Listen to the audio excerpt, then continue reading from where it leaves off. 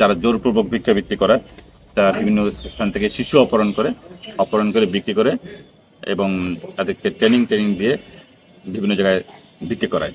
তা আমাদের কাছে এরকম একটা মামলা হওয়ার পরে আমরা ফতে আক্তার নামে একজনকে গ্রেপ্তার করি।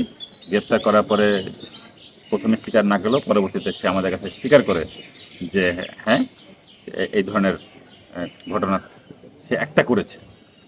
তো কার কাছে করেছে সেটা জানতে পারলাম, আমরা আরও গভীরভাবে তদন্ত করে জানতে পারলাম যে শাহনাজ বেগম নামে একজন মহিলা এই ঘটনার সাথে জড়িত। পরে আমরা বিভিন্ন জায়গায় অপারেশন করি, শাহনাজ বেগমকে পাওয়া যায়নি।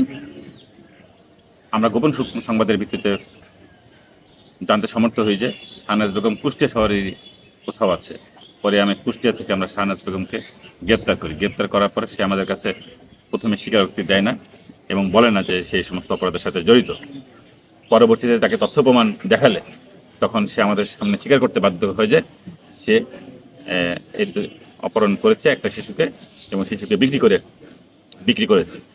সেই শিশুর কোথায় আছে সেগুলো খোঁজ করতে করতে আমরা বিভিন্ন ধরনের মাধ্যমে জানতে পারি যে কমলাপুর রেল স্টেশন থেকে একবার তিনটে বাচ্চাকে উদ্ধার করা হয়েছে। সেই বাচ্চাকে লিডো নামে একটা শিশু পুনর্বাসন সংস্থাকে দেওয়া হয়েছে।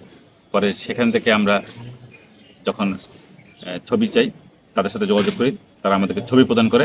আমরা দেখি যে 3টে বাচ্চা আছে সেখানে যারা বলতেছে যাদের ভাষা কুষ্টিয়ার, যারা কুষ্টিয়া থেকে আসছে কিন্তু তাদের ঠিকানাটা বলতে পারছে না। পরে তাদের 3জনের ছবি আনি। 3জনের ছবি আনার পরে আমরা ফাইন্ড আউট করতে সমর্থ হই যে এই 3জনই হচ্ছে যে কুষ্টিয়ার এবং এই 3জনকেই পাচার করেছে এই শাহনাজ বেগম।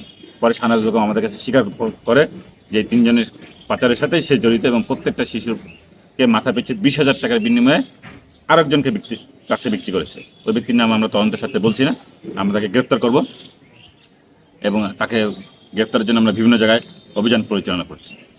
আইনগত ব্যবস্থা হচ্ছে এই সংক্রান্তে মামলা হয়েছে।